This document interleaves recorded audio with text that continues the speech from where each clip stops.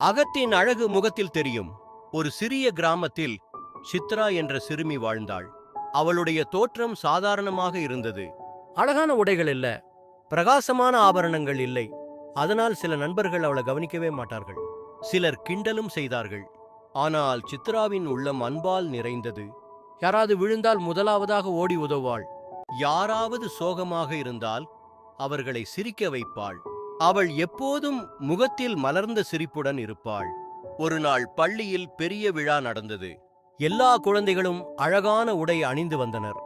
சித்ரா பழைய சீருடையில் மட்டுமே வந்தாள். அவள் மனசு சிறிது வருந்தினாலும் எப்போதும் போல சிரித்துக்கொண்டே இருந்தாள். அந்த நாளில் ஓவியப் போட்டி நடத்தப்பட்டது. பல குழந்தைகள் வண்ணமயமான அழகான படங்களை வரைந்தனர்.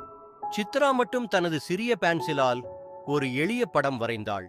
ஒரு குடும்பம் ஒன்று சேர்ந்து சிரித்து வாழும் படம். ஆசிரியர் அந்த படத்தை பார்த்து நின்றார். சித்ரா, உன் படம் மிகச் சாதாரணம். ஆனாலும் இதில் ஏதோ விசேஷம் இருக்கிறது. இதில் உன் இதயத்தின் அன்பு தெரிகிறது. அதுவே உண்மையான அழகு. எல்லா மாணவர்களும் அதிர்ச்சியடைந்தனர்.